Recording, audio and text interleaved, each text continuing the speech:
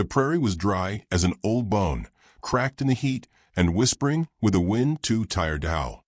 Dust curled in small ghosts around June Willow's boots as she bent over the broken fence post, nails clenched between her teeth, shirt rolled up to her elbows. The land had a way of testing you slow, not with sudden violence, but with the kind of wear that ground even steel down to rust. She worked alone now. The hired hands were long gone, like the cattle they once tended. Even the house sagged a little more each year, as though mourning the man who'd built it and the girl who stayed behind when he was buried. No one came this way much. The creek had dried up 2 winters ago, and the nearest town had quietly stopped considering her part of it. Some said her land was cursed. Others said worse, behind half-closed shutters. June drove the last nail into the post and stood, rubbing the sweat from her brow with a forearm streaked in dirt. The silence pressed in again, wide and heavy. No birdsong. No wind through the cottonwoods. Just that awful, ringing quiet. Then she heard it. A sound like wet fabric tearing, low, uneven. She turned, heart thudding, eyes scanning the golden scrub and bleached rocks beyond the dry wash. There, down in the gully, something moved. Not an animal. Not a man walking. Something else, jerky and sinking. She jogged toward it, boots slipping in the loose shale. The sound grew clearer, labored breath, thick with pain. Then she saw him. A man, half submerged in the earth. The sand around him glistened faintly, like oil underwater. Quicksand. His chest heaved, muscles taut, arms pinned at the elbows as he strained upward with a slow, animal determination. Her breath caught. He was Lakota, long black hair braided tight, face painted with faint lines, the red of iron and earth. One eye swollen, blood at the temple. His lips parted, but no words came. He was dying, without complaint. June scanned the ground for something. A branch, a rope. The fence rail. She sprinted back to the post she'd been fixing, wrenched it loose, and ran, heart in her throat. "Hold on," she said, though he made no sign he heard. She lay flat on her stomach, stretching the rail across the pit. He didn't grab it. "Take it," she urged, voice low but firm. He didn't move.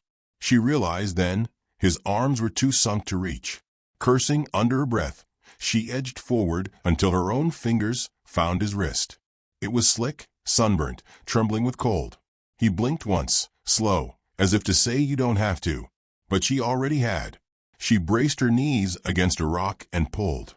Sand sucked greedily at him. Her boots dug into the dirt. Her shoulders screamed. Still she pulled. His arm came free first, then his chest. Then, at last, his legs with a horrible slurp that made her stomach twist. He collapsed beside her, gasping, face pressed into the grit. June rolled to her back, breathing hard.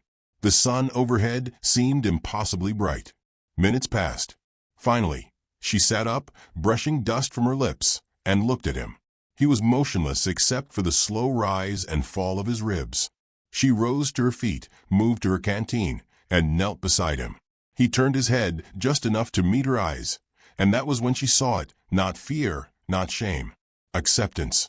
Like a man who had faced the long dark before and would again. She offered him water. He drank without thanks, without greed. Just enough. "I've got a fire pit," she said softly. "Not far." No answer. But when she stood and began walking, he followed. They moved slow across the flat land, the sun sinking behind them in bruised oranges and pale rose. Her small camp by the ravine was nothing more than a bedroll, a kettle, and a stone ring for fire. But it had warmth, and that night it became a kind of shared world. She stoked a flame, cooked what little she had, beans, dry bread, and the last of her smoked rabbit. He ate with quiet precision, one hand still trembling slightly. His injuries were shallow but plenty. She cleaned the cut at his temple with water, and a strip torn from her shirt. He didn't flinch. They sat in silence as the fire cracked and the stars unveiled themselves like shy dancers above the prairie sky. Coyotes called faintly in the distance. Her eyes drifted to the figure across from her, the steady way he breathed, the way he never looked at her with suspicion or need. She expected him to ask for her name. He didn't. She expected him to speak. He didn't. And somehow it felt right. The silence between them was different from the silence of the land. This one felt full, like a blanket drawn tight over shared warmth. A kind of understanding passed between them, not built with words, but with what had not been said. He lay down just before the fire died, arms crossed over his chest like he was ready to become part of the earth again. June stayed awake a while longer, watching the stars, listening to the breath of the land return. She did not know what kind of man he was. She only knew he had chosen to live, and she had chosen to help him. That would have to be enough for now. When the sun rose the next morning, she found the ashes cold, the fire long gone. So was he. No footprints, no trail, not even a smudge where his body had lain. But at the edge of her bedroll, nestled beside her kettle, was something unexpected, a tiny braid of horsehair, tied at the end with red thread. June picked up, held it to her chest. The wind had returned to the prairie, not strong, but stirring, as if something buried deep beneath the land had begun to wake. The next morning, June hitched her mule to the wagon and drove the empty road into town. The sun hadn't yet burned through the mist that clung to the ravines, and the cold settled deep in her bones. She wore her father's old coat, the sleeves too long, the smell of saddle oil still buried in the lining. Her gloves were frayed, her boots cracked at the seams. But she sat tall, back straight, gaze fixed on the horizon as if daring it to shift. She hadn't spoken a word aloud since the man vanished. In town, the air thickened, not with heat or dust, but with silence of another kind. The kind that wrapped itself around a woman's shoulders when she walked alone into places meant for families and fine dresses. She tied off the mule outside the mercantile and stepped down. A bell rang above her, sharp as judgment.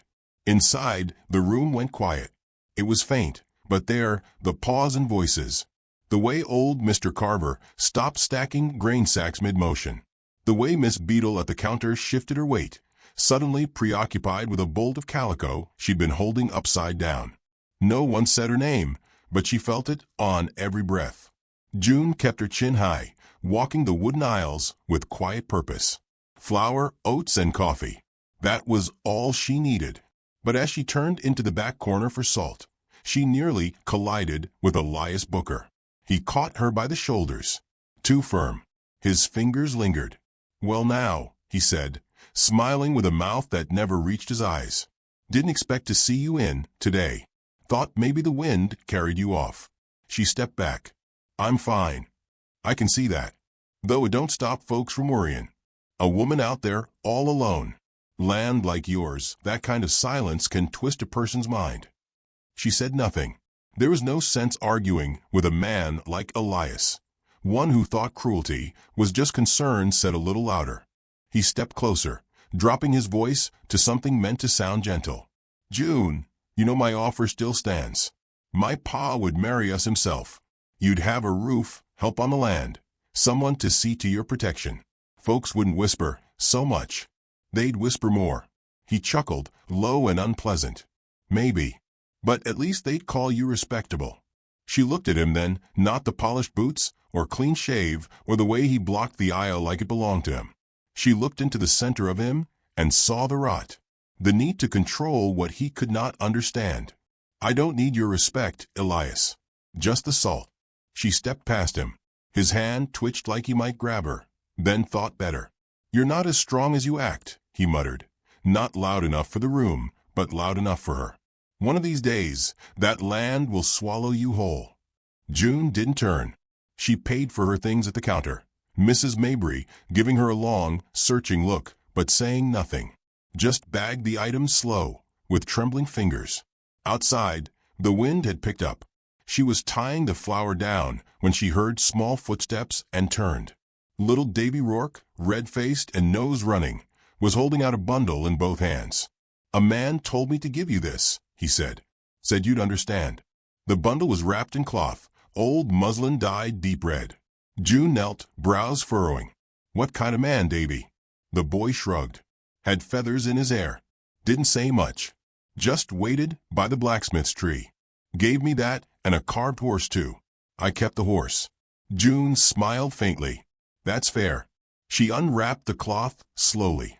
Inside was a small braid of dried sweetgrass, coiled like a question. Beneath it, tucked careful as a prayer, was a single black stone shaped like a crescent moon.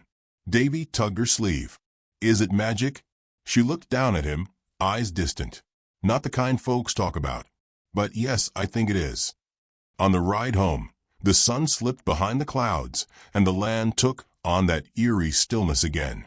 Not empty, just watching. She passed the spot where she'd found him. The quicksand looked ordinary now, like any patch of low ground. Nothing to suggest it had nearly swallowed a man whole. Nothing to suggest it had given her something back. That night, she sat beside the hearth in the cabin, hands wrapped around a tin cup of tea gone cold. The fire crackled lazily. Shadows danced along the log walls. She held the sweetgrass braid in her lap and stared into the flames. She should have been afraid. A warrior coming into town without warning. A message delivered by a child. But she wasn't. What she felt was something closer to being seen. As if someone far away had whispered her name in the dark and she'd heard it. She laid the braid gently on the mantel, beside her father's old compass and a jar of dried sage. Not trophies, just pieces of meaning. The wind picked up again, this time carrying a faint scent, pine smoke and something older, like leather left under sun. She stood, crossed to the window, and pushed aside the curtain. Nothing moved outside, just stars, cold and distant. But the fire behind her flared once, bright and hot, then settled again. June did not sleep easy that night. Dreams came in flashes, riders in silhouette, voices she didn't understand, the press of 1,000 hooves on cracked earth. And always, at the edge of every dream, a man standing very still, eyes like deep water, watching her, waiting. She woke before dawn, breath caught in her throat, unsure if it had been a warning or a promise. The next day, the birds returned to the cottonwoods, calling low and restless. Something was coming, and it knew her name. The prairie shifted at dusk, not in wind nor light, but in the strange hush that came when the land held its breath. June stood at the edge of her porch, arms folded tight across her chest, the last of the sun painting the sky in layers of bruise and fire. The silence felt heavier than usual, not empty, expectant. She'd been repairing the chicken coop when the unease started, first in her shoulders, then her chest. The kind of feeling a woman learned not to ignore when she lived too long with no one else to trust but the ache in her bones. She didn't hear the hooves at first. Not clearly, just a rhythm beneath the wind, so soft it might have been imagined. Then clearer, a slow, even beat, not rushed, not afraid. She stepped off the porch, dirt cool beneath her boots. From the trees near the dry wash, they came. Not one rider, not two, a dozen, then more. Silent figures on horseback, painted in ochre and ash, feathers catching the last light like embers. They moved with the quiet dignity of ghosts. No banners, no noise, just presence, firm, unshaken, impossibly real. And at the front of them, reins in one hand, sat the man she'd pulled from death. He wore no war paint now. His face was bare, except for the deep calm that never seemed to leave him. His hair was tied back with a strip of crimson cloth, a single crow feather tucked near his ear. He looked at her the way the stars might look at the sea, distant, steady, inevitable. She didn't speak. Neither did he. Only when the last rider cleared the trees did he dismount, the movement fluid, effortless. The others followed. One by one, they stepped down, forming a loose circle around the edge of her land, but never crossing the invisible boundary between her house and the rest of the world. Then, from one of the riders, an elder woman whose gray hair fell in 2 long braids, came a voice. "She is the one?" June's breath caught. The warrior turned slightly, eyes still on her, and nodded once. The elder stepped forward, her gaze sharp, not unkind. "I am Wiaka. This man is called Tisoka. You pulled him from the earth when it meant to take him. For that, you are owed more than thanks." June shook her head slowly. "I didn't do it for debt." "No," the woman said. "That is why it matters. Wiaka reached into the folds of her robe and pulled out a woven band of white and red thread, laying it on the ground between them like an offering. This is not gift. This is recognition. June looked to Tisoka. Why are you here? His voice, when it came, was deeper than she remembered, roughened by wind and distance, but steady. To show you are not alone. She blinked. Of all the things she expected, that wasn't one of them. They made camp not far from her barn, near the edge of the withered orchard. Fires were lit. Horses tended. June watched from her porch, arms crossed, heart thudding too loud. She had not seen this much life on her land in years. That night, she brought out a loaf of bread and the last of her winter preserves, plum jam, thick and sweet. She passed it to Wiaka without speaking. The old woman took it, nodded once, then passed it along. No one asked for more than what was given. Later, after the fire had died to glowing coals, Tisoka approached her where she sat beside her well. He didn't ask to sit. He simply did. They were quiet for a long time. Then he spoke. You kept the braid. I did. You understood what it meant. She turned her head slightly, moonlight tracing the edge of her cheek. I don't speak Lakota, but I know gratitude when I see it. And I know something else. He waited. That wasn't just thanks. That was a promise. His lips curved, just slightly. Not quite a smile. Not yet. I meant to return, he said. But not alone. You brought your whole tribe. I brought those who remember what is owed, and what might be possible. June glanced at the camp. Children nestled in blankets. Elders seated in quiet conversation. Horses grazing by the shadow of her broken fence line. This land can't feed that many. We won't stay long, he said. Only long enough to honor the thread between you and us. Her chest ached at the strange beauty of it. How something so small, an outstretched hand in a moment of need, had rippled outward and brought a people back to a place the world said they no longer belonged. She turned to him, voice low. Why didn't you speak when I pulled you out? I was listening, he said. To what kind of woman would save a stranger with no name? June looked down, fingers curling around the edge of the stone well. You're not what I expected. Neither are you. They said nothing for a long time. The fire crackled in the distance. And then, with the kind of care that makes no noise at all, he reached into his coat and drew out a pouch made of soft leather. From it, he took a carved wooden figure, small, simple, shaped like a bird in flight. For you, he said. June took it in her hand. It was warm, alive almost, the wood smooth where his fingers had worn it down. She looked up.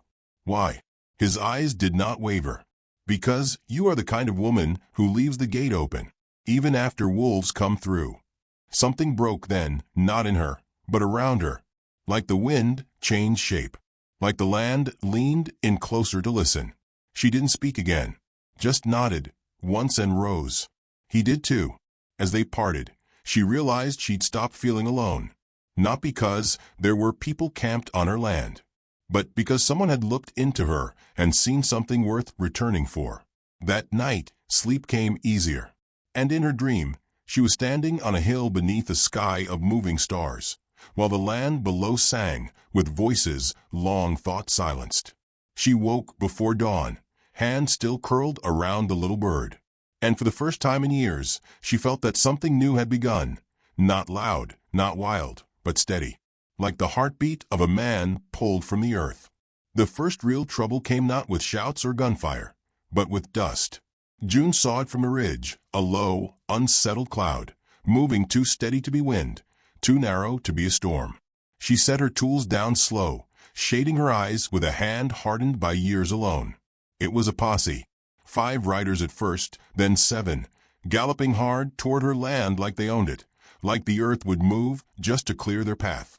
The camp stirred before the riders arrived. Wiaka rose from the fire and brushed dust from her skirts without hurry. Children were gathered. Horses calmed. Tools vanished into hands like old habits. No panic, just readiness. June waited by the porch, her rifle propped beside the steps, but untouched. She wouldn't raise it first. She didn't want war.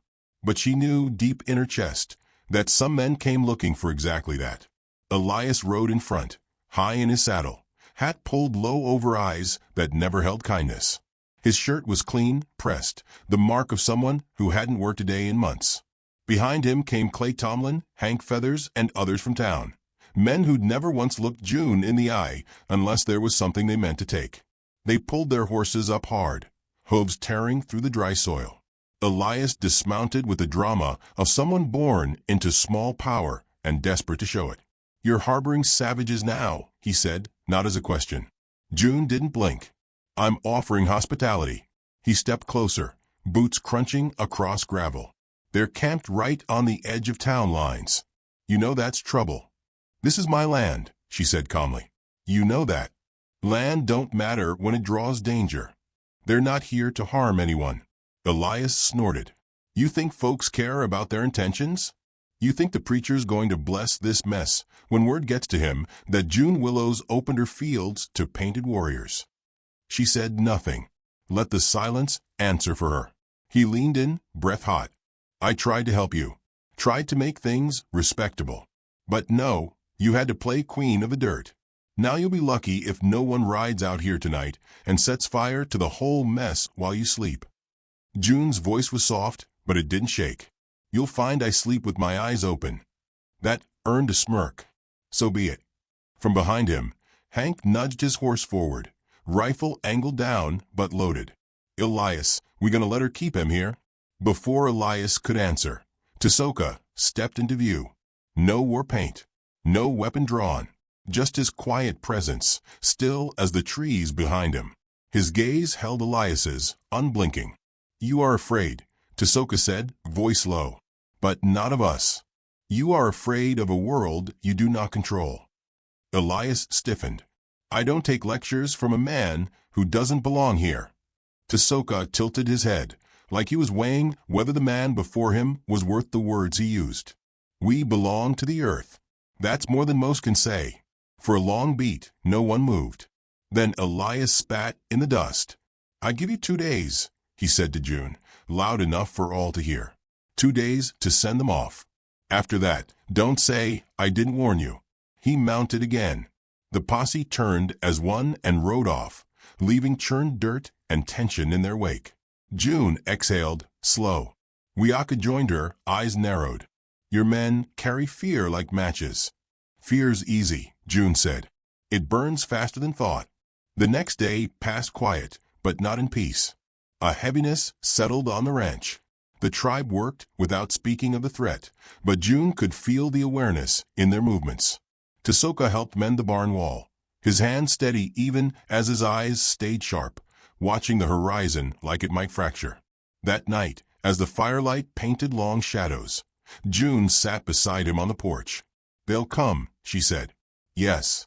Maybe not with torches, but with talk, with whispers, with laws drawn up by frightened men." He nodded once. "That's still fire." She looked at him, voice soft. "You don't have to stay." He turned toward her. "You don't have to offer shelter to strangers." And yet you did. The wind stirred. Somewhere in the dark, a coyote called. She leaned forward, resting her elbows on her knees. "I wasn't trying to make a statement. I just didn't want to watch a man sink and do nothing." He was quiet a moment, then said, "Kindness is the loudest thing a person can do without speaking." She felt that. Let it sink in. The days that followed saw no return of Elias, but word had spread. Town folk avoided her wagon at the mercantile. The price of grain ticked upward. Someone carved a crude message into her fence, "Traitor," but spelled it wrong. Still, the tribe stayed. They worked the earth beside her. A few planted a ring of squash and corn in the hollow where her father once tried and failed to grow anything. A boy helped her stack wood. A woman showed her how to cure rabbit skin with smoke and patience. And June found herself laughing. Once. Then again. Softly. Without meaning to. It didn't feel like joy yet, but it was near enough to touch.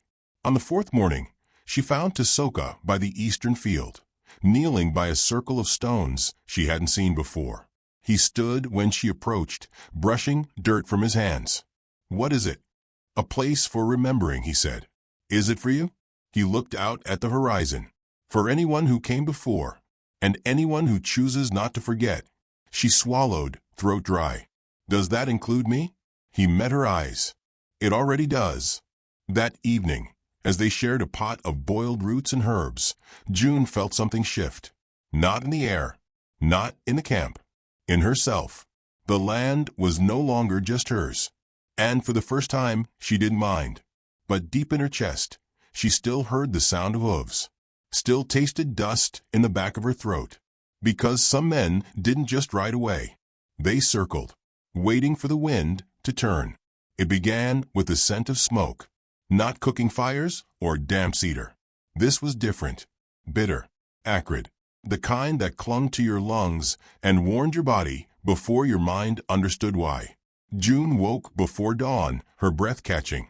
The air in her cabin was thick, close. She threw off the covers and stepped outside, barefoot on the cold planks of her porch.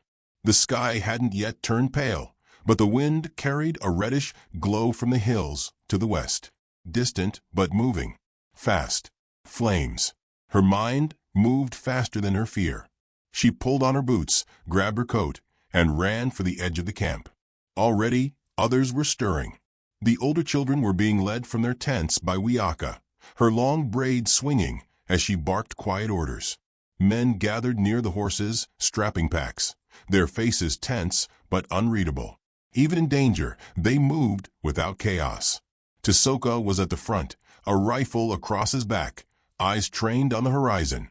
When he turned and saw her, something unspoken passed between them. Recognition, then readiness. How far, she asked. Closer than it should be. She felt the weight of it then, not just the fire, but what rode with it. There were too many dry weeks behind them. Too many men, with grudges they didn't speak aloud. The fire was a message as much as a threat. A noise broke the silence, the echo of hooves.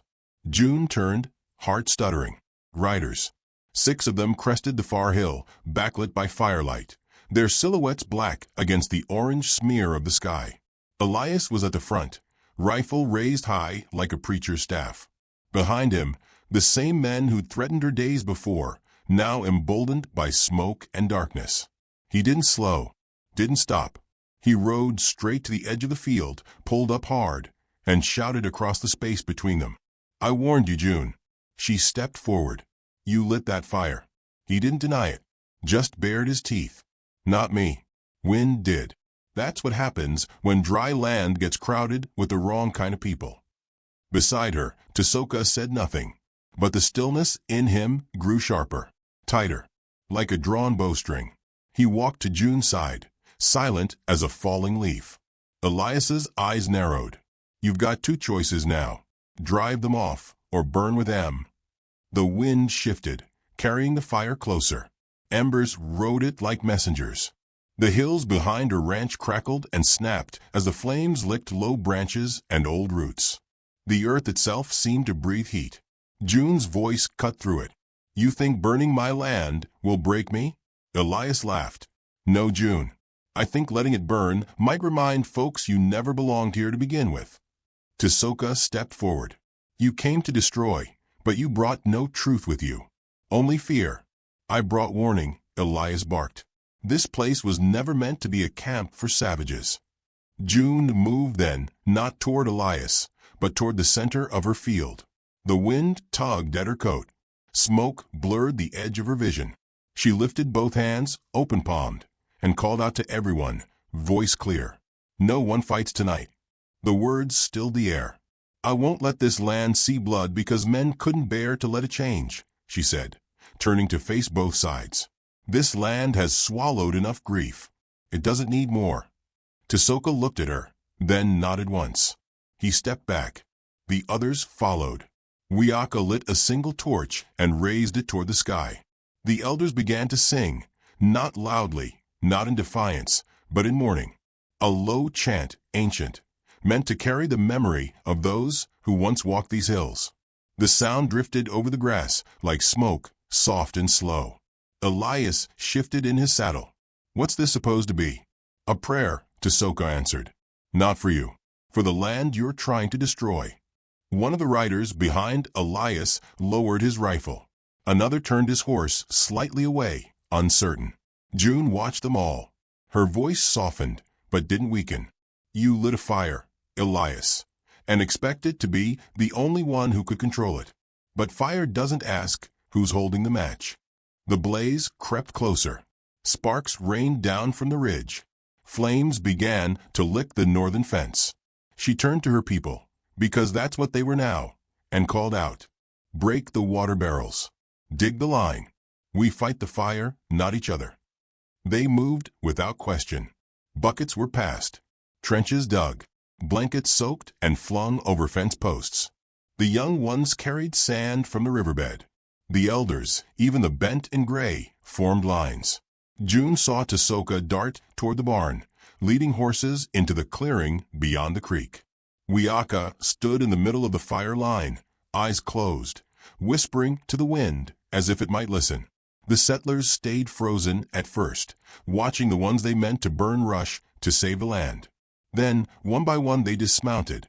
Not for June, for the fire. Because it didn't care whose side you claimed. It just wanted fuel. Elias was the last to drop his reins, mouth open in disbelief, as Clay Tomlin grabbed a bucket and ran to the well. Hank followed, kicking over a crate of tools to use as dousing shovels. The fire reached the southern tree line. The orchard groaned under its touch. But the wind shifted again, blowing west. Smoke rolled over the fence and veered into the hills beyond. By sunrise, the blaze had been broken. The land steamed, wet and blackened, but still alive. The house stood. The barn stood. The people still breathed. June sat on the porch steps, shirt clinging to her back, arms trembling from hours of labor. Her hair was damp with sweat and ash. She stared out at the scorched line along her fence, the place where fire met will, and was turned away. Tisoka approached without speaking. He crouched beside her, held out a canteen. She took it with shaking hands and drank. "They'll leave now," she said. "Yes, but not all." "No." He looked at her, and this time she didn't look away.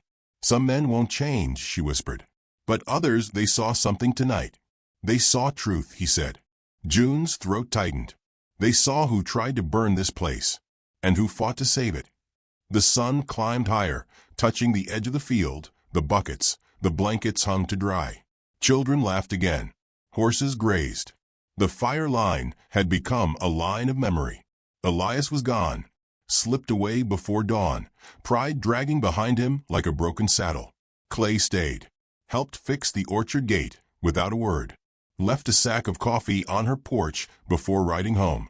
The next day, the tribe began to pack. June stood beside Wiaka as tents were rolled, tools bundled, and fires doused. "You're leaving?" she asked. "For now," the old woman said, "but not far." "You could stay." Wiaka smiled faintly. "We never left. We just stopped being seen." June nodded, understanding more than she could say. Tisoka came to her last. They stood by the old fence she had mended alone, once. Now repaired again, not by her hands, but by many. "You could go with us," he said. "I could. You won't." She looked at the land, the wide breadth of it, charred and reborn in the same week. "No," she said. "I belong here." He studied her face, then reached for her hand. Not to take it, just to brush his fingers against her palm, once.